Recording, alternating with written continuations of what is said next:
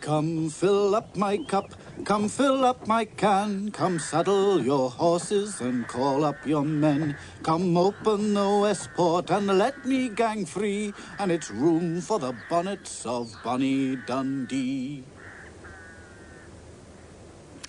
It's a sad song and a sad story, but also heroic, and particularly interesting, I think, because so much of it is true.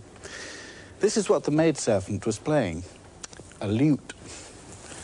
A kind of, well, an early kind of guitar, before they were different shapes, as we know them today.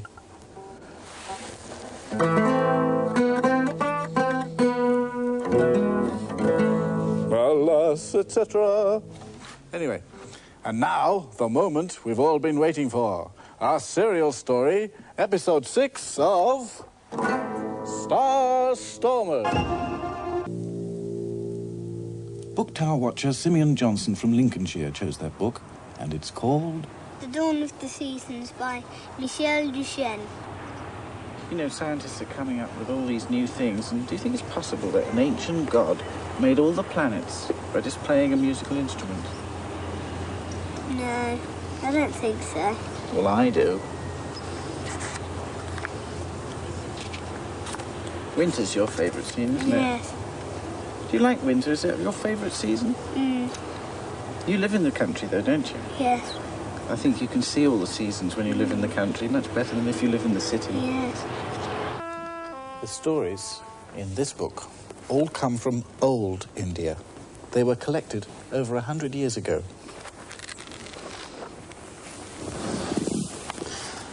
This one's called The King of the Crocodiles.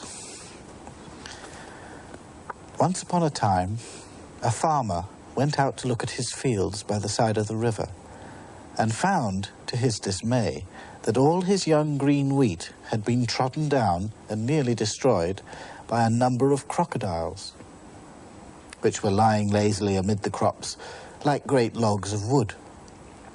He flew into a great rage, bidding them go back to the water, but they only laughed at him. Every day the same thing occurred. Every day the farmer found the crocodiles lying in his young wheat, until one morning he completely lost his temper and, when they refused to budge, began throwing stones at them. At this they rushed on him fiercely, and he, quaking with fear, fell on his knees, begging them not to hurt him. "We will hurt neither you nor your young wheat," said the biggest crocodile, "if you will give us your daughter in marriage. But if not, we will eat you for throwing stones at us." In the end, the wedding is arranged, and on the appointed day, the bridal procession arrives. Never was there such a retinue of crocodiles, some playing instruments of music, others bearing trays upon trays full of sweetmeats, garments and jewels, and all dressed in the richest of stuffs. In the middle, a perfect blaze of gold and gems, sat the King of the Crocodiles. Well, his bride goes down to the river to join him, and lo and behold, no sooner had her feet touched the water than it divided before her, and rising up on either side, showed a path leading to the bottom of the river. And there she lives with her crocodile husband, happily, as it turns out, though it isn't the end of the story. Well, this book hasn't got many pictures, and none of them in colour, though it's full of stories like The King of the Crocodiles that leave pictures in the mind. Well, if you want to know what this strange message means, it's all explained later in the story, which is pretty exciting, like all good spy stories. The Hill of the Red Fox by Alun Campbell MacLean. That's a good Scottish name. Tales of the Punjab, collected by Flora Annie Steele. Dawn of the Seasons by Noël de Chambrun and Michel Duchesne, a picture book from Switzerland. Star Stormers by Nicholas Fisk. Bonnie Dundee by Rosemary Sutcliffe. And Watch It Work, The Car, by Ray Marshall and John Bradley.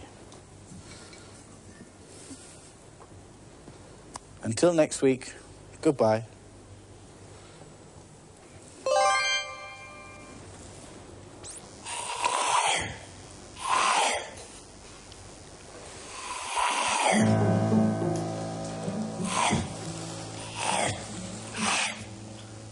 Freeze!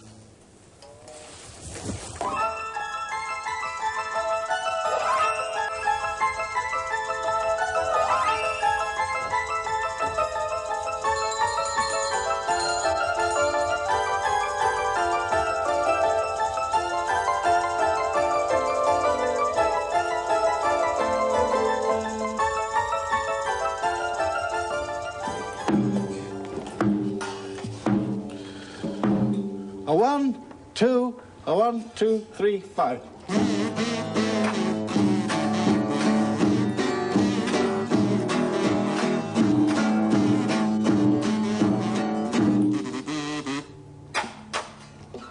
A one-man band.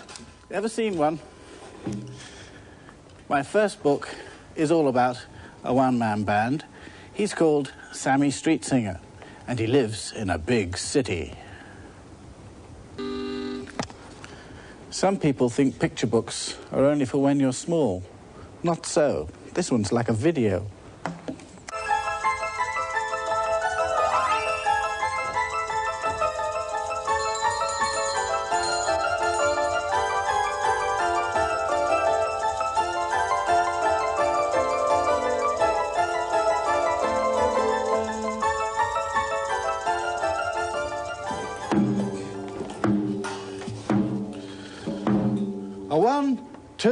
A 1, 2, 3, 5.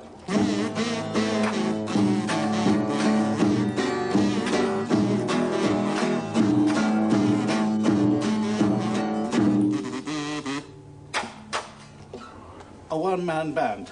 Ever seen one? My first book is all about a one-man band. He's called Sammy Street Singer, and he lives in a big city. Some people think picture books are only for when you're small. Not so. This one's like a video. Book. Come on, kids! Book 2. Well, you may need to be older to enjoy this one, because it gets quite frightening. The book was chosen by Stephen Pike from Somerset, and it's called The Watch House by Robert Westall. Now, this is, of course, a ghost story, and it's pretty spine-chilling stuff. I mean, are you interested in ghosts? Yes. And have you ever seen one? No, but I have a friend who has. You have? Yeah. Where did you see it? Well, in an old house. An old house near where he lives? Yes. What did it look like? He just said it was a luminous blur. A luminous blur. Well, the ghost in this story is quite an interesting one because it feeds on people's fear. And the more frightened people are, the stronger it gets. I've never come across a ghost like that. That idea about ghosts before, have you? No, I thought it was different because in other ghost books I've read, there is nothing like it. Well, the book is, of course, set by the sea, but did you know that it was based on a real place? No, but when I'd finished reading the book, I read the author's notes at the back of the book, and it said it was somewhere in Tyneside. Yes, that's right. And I'll tell you what else. We went there and took some photographs. Both stories were written by Lewis Carroll 120 years ago. Imagine going through the eye of a needle to reach another world.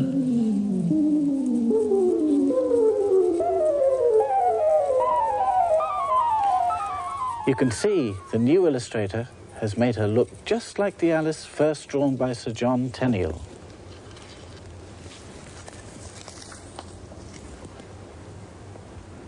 If you're an Alice fan, I wonder what you'll think. But Enough of the past. Enough of the present. It's time for the future. Book 4, Episode 7 of Star Stormers.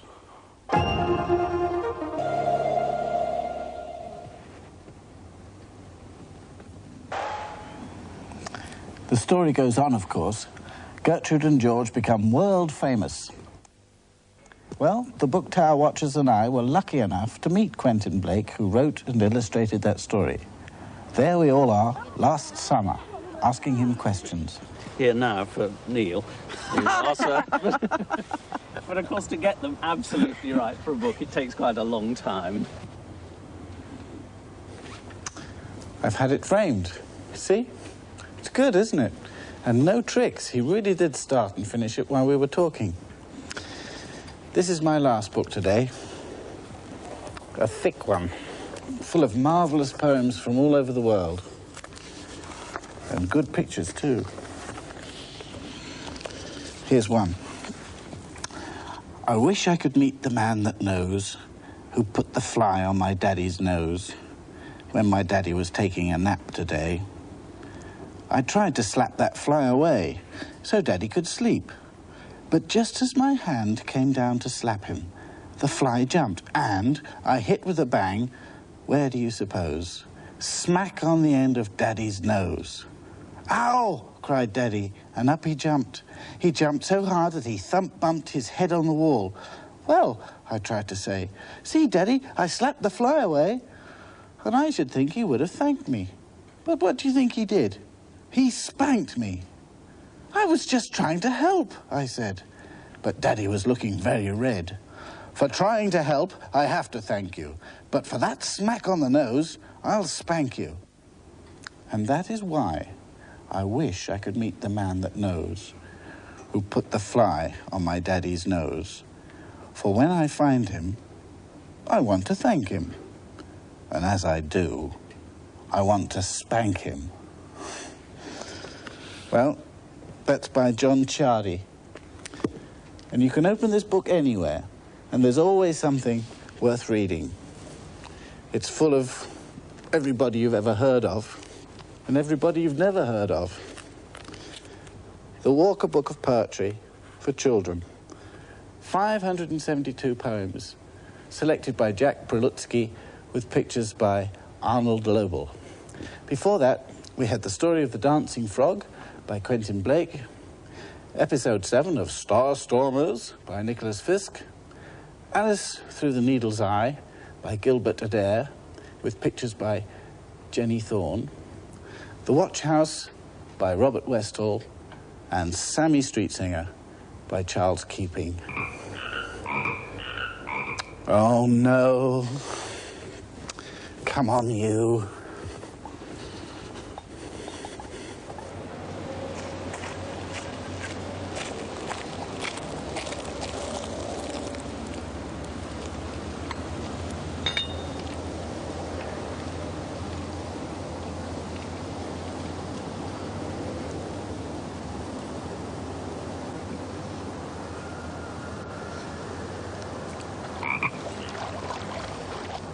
Goodbye for this week.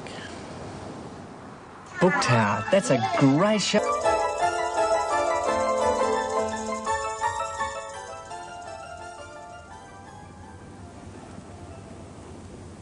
My first book today is rather strange. It's called The Mouldy.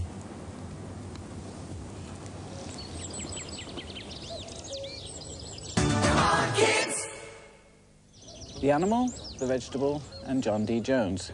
Book number 2. It's about two sisters, the animal and the vegetable, according to John D. Jones, who may become their stepbrother. They're on a tryout holiday by the sea in America. They're Americans. And none of them like each other very much until this particular day when something happens to Clara. The sun was warm on her back. This time, she said through her clenched teeth, this time, I won't let go. Well, whether she did or not, you can find out for yourself if you read this book to the end.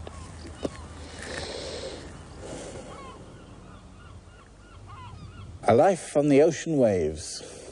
Not the American coastline where Clara was washed out to sea, but Sydney Harbour in Australia.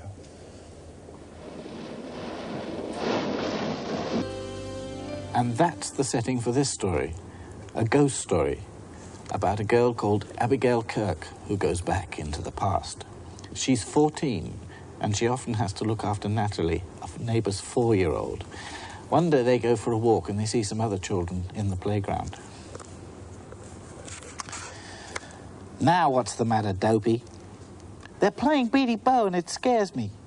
But I like to watch. Please, let's watch. Abigail held her close to keep her out of the wind. The child was shivering. Yet the game didn't look so exciting.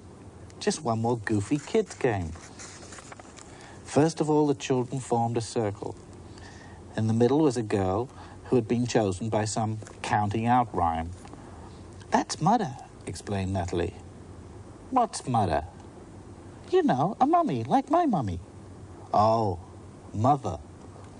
Yes, but she's called Mother. That's in the game. Someone hidden behind the concrete pipes made a scraping sound. The children chorused, Oh, Mother, what's that? Nothing at all, chanted the girl in the centre. The dog at the door, the dog at the door. Now a blood-curdling moan was heard from behind the pipes. Oh, Mother, what's that? What can it be? The wind in the chimney, that's all, that's all. There was a clatter of stones being dropped. Some of the younger children squawked and were hushed. Oh, Mother, what's that? What's that? Can you see? It's the cow in the barn, the horse in the stall. At this point, Mother pointed beyond the circle of children. A girl covered in a white sheet was creeping towards them, waving her arms and wailing. It's Beady Bow, shrieked Mother in a voice of horror, risen from the dead. At this, the circle broke and the children ran shrieking to fling themselves in a huddle of arms and legs in the sandpit at the other end of the playground. What on earth was all that about? Asked Abigail. She felt cold and grumpy. The person who is Beady Bow is a ghost, you see, explained Natalie. And she rises from her grave, and everyone runs and pretends to be afraid. If she catches someone, that someone has to be the next Beady Bow. But the little furry girl doesn't get scared. I think she'd like to join in. Look, Abigail, see her watching over there. Abigail looks up and sees a strange little girl with close-cropped hair and ragged clothes watching them. Later, she sees her again. She chases her up a steep alley, which leads into a queer old road.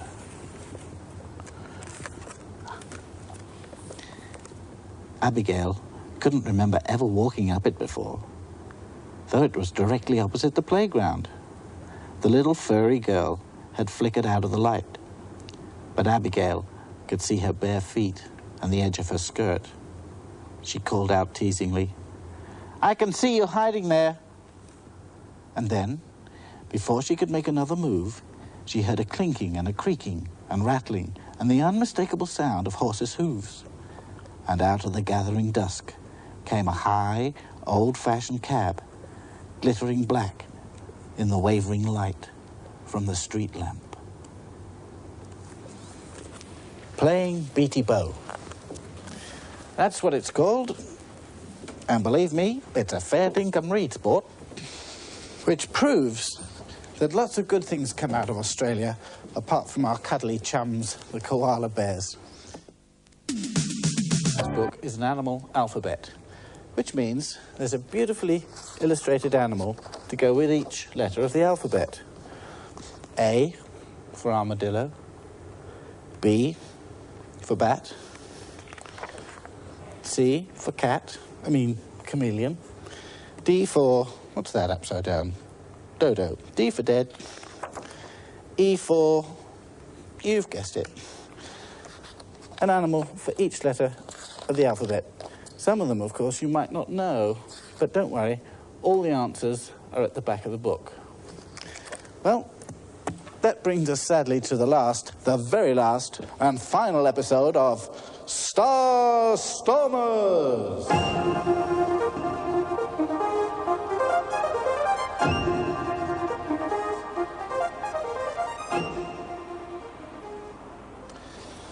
Well, now it's time to meet our last author, the man who in fact wrote Star Stormers along with many other books, Nicholas Fisk. And, sadly, for the last time, it's question time. John Lloyd from Merseyside has chosen the last book for this series. It's called The Weird Stone of Bresslaw by Alun. Strange names, ancient legends, the forces of good and evil, ordinary people, not what they seem. Were you ever frightened at all by this book? Not really. It's not really that frightening, except in the middle, but not a lot. Do you think witches and wizards and goblins could exist today? Don't think so. I think it's all in people's minds. Well, tell me one good reason why anyone else should read this book. Well, after you've read the legends in the first few pages, you just can't put it down. It's full of magic and mystery. This is true. I can't put it down. Listen to this bit. They were within 100 yards of the farm when a car overtook them and pulled up sharply. The driver, a powerfully built woman, got out and stood waiting. "Is this the road to Macclesfield?" she said, when the children came up to her. "I'm afraid I don't know," said Colin. "We've only just come to stay here." "Oh, then you'll want a lift. Jump in the back." "Thanks," said Colin, "but it's only a few yards." "Get in." "But we..." The woman's eyes glinted and the colour rose in her cheeks. "You will get into the back." "Honestly, it's not worth the bother. We'd only hold you up." The woman drew breath through her teeth. Her eyes rolled upwards and the lids came down until only an unpleasant white line showed. And then she began to whisper to herself.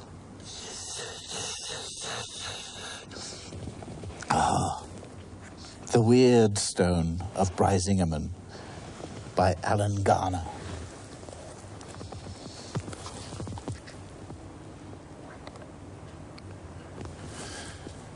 We had Star Stormers by Nicholas Fisk. There's a new set just been published.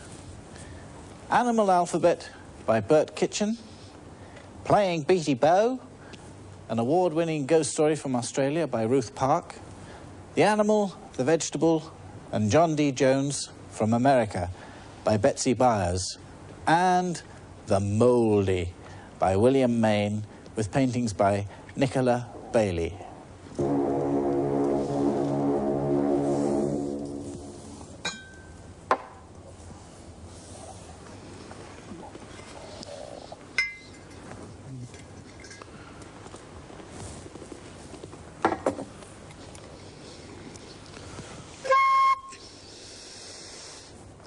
Time to go.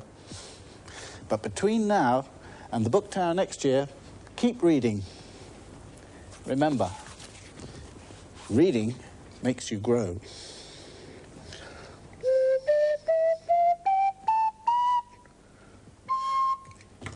Come on, book tour watchers.